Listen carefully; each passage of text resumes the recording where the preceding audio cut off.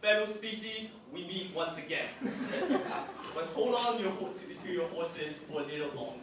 Because although this debate has been a very scary experience, with opposition coming up and telling us that these diabolic bureaucratic aliens will come over and conquer planet Earth, that diseases will spread into planet Earth and kill us all. Ladies and gentlemen, at the end of the day, we're willing to take the risk and we're willing to foresee the benefits of cooperating and accepting aliens. I'll be asking 2 questions to summarize this debate. First of all, does risk mean rejection? And second of all, does contact mean dependency? And tell you on both of these counts, no, and the fact that side opposition has clearly failed in this debate. So to the first of these, does risk mean regulation?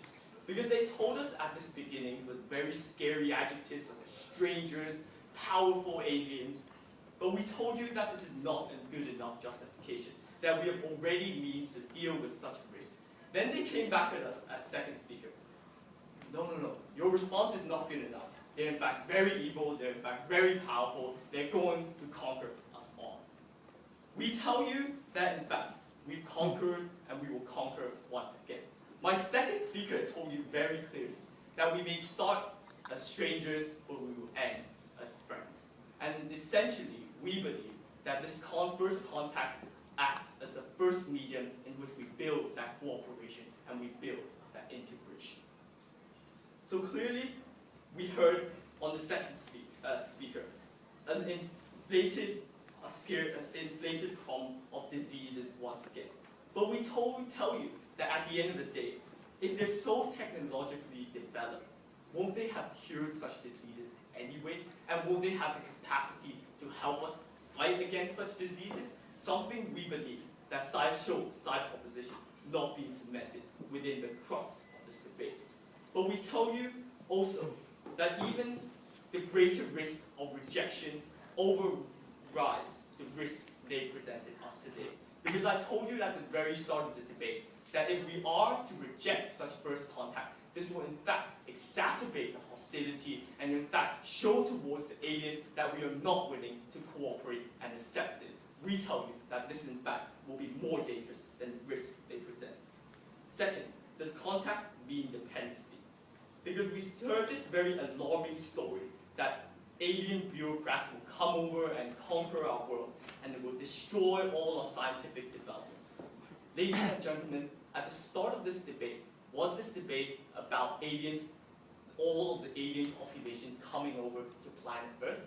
Or was this debate about contact, communication, and cooperation? Something that we stand on very strongly on side of opposition. So at the end of the day, ladies and gentlemen, we are willing to take such risks, and we are willing to see the benefits of cooperating and accepting our alien friends. Thank you very much.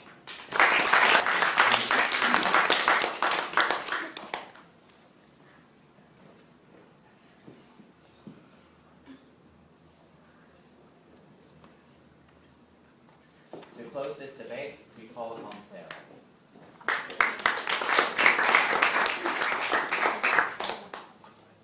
Today, the speakers on side opposition are the ones who are willing to come out with open arms, a smile, and talk to these aliens. They're the ones who are going to take all the candies, all the treats offered by these aliens without thinking about the possible harms, the possible risks to our entire world. And so today, I'm going to start with 2 main clashes in today's debate. First of all, whether we should trust these aliens. And secondly, whether it is going to bring benefits or harms to us. And moving on to the first clash, which is about whether we should trust these aliens. On side opposition, we heard them tell us, oh, these aliens are benevolent, they are going to help us and offer help and improve civilization, improve humanity, and improve our entire world. They offered no explanations of how they're actually going to help us, and the only thing they gave us was assumptions that these aliens are going to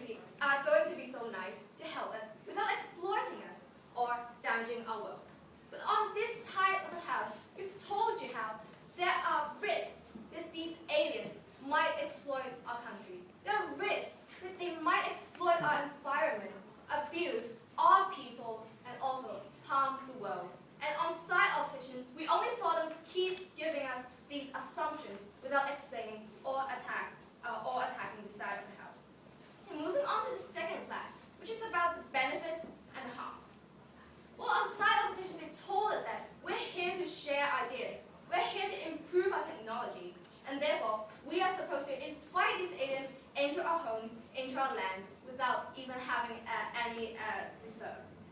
On this side of the house, we've told you how there is possible exploitation because these aliens are stronger than us and we do not know them and they are probably not trustworthy. And also there may be indirect harms, such as harms on the economy, harms on our global health, because they might create some possible global public health crisis. And also, even if these aliens are trustworthy, we are going to have this over-reliance on them. This is when we see more advanced civilizations encountering these weaker groups or different nations. We're going to see the weaker ones relying on stronger ones, as seen in China and Africa, and also other past examples that my second speaker have told you. But on this side of the house, they told us that, yes, we're going to open up our market. We're going to share resources with these aliens. We're going to develop trade with them. And this is exactly how we are going to rely too much on these aliens without thinking about possible harms. So therefore today, we see that we cannot let these aliens enslave our people.